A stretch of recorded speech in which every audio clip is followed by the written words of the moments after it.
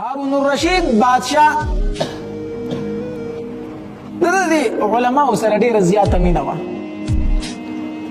د علما په کال کې یو ځل راغونډول، هغې به بیانونه کول، هر یو سره به چې کوم مهارت و هغه به ښکاره کو، کوم فن کې به چې دی ماهر و هغه به ښکاره کو. دې دوران کې یو کس راغلی و ناشنا، هغه سټیج ته درخواست وکړو چې ماله پکې د خبرو لږه موقع راکړئ. د هغه درخواست منظور کړی شو. چې منظور شو ده ته پکې موقع ورکړی شوه.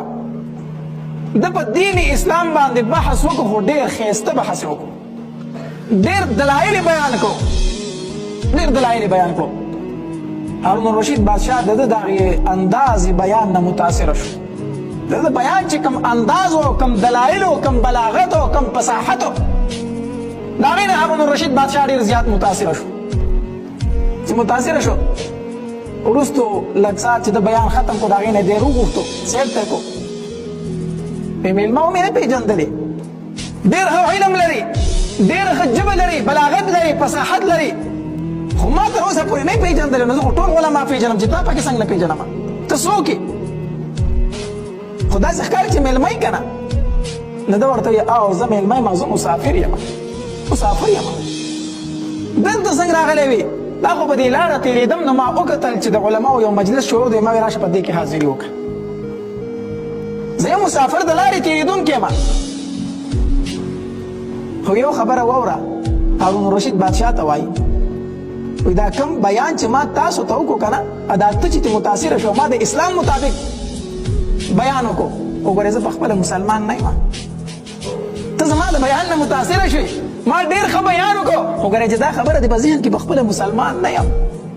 ښه پخپله مسلمان نه یم، نه ته څه یې؟ زه عیسایي یم. هارون الرشید بادشاه ورته دعوت ورکړو مسلمان شه. ډېر لوی مهارت لري په اسلام کې، ډېر لوی پوهه لري، ډېر الله ښکلی بلاغت او فصاحت د بیان درکړی دی. مسلمان شه، مسلمانانو ته به ډېر خیر ورکړي. وایي نه مسلمانېږه. ولې نه مسلمانېږې؟ زما په زړه کې یو څو خبرې پرتې دي چې د هغې معاینه ما پخپله نه ده کړې، دا پورې زه نه مسلمانېږم. هارون الرشید بادشاه ته وایي که ستا په زړه کې څه اشکال وي، په زرګاو علما راغلي ملان ناست دي چې تا ورسره کښېنم چې د کومې خبرې ستا اشکال دی چې پای کې دې مطمئن کړي. تا خپل اشکال ووایه، مطمئن به شي. نه زما اشکال چې دی هغه داسې زما د مطمئنېدو نه دی چې تاسو ما کښېنوئ ما مطمئن کړي. تر څو پورې چې دا اشکال زما د زړه نه وتی نه دی، دا شک زما د زړه نه وتی نه دی، د هغې پورې نه مسلمانېږم.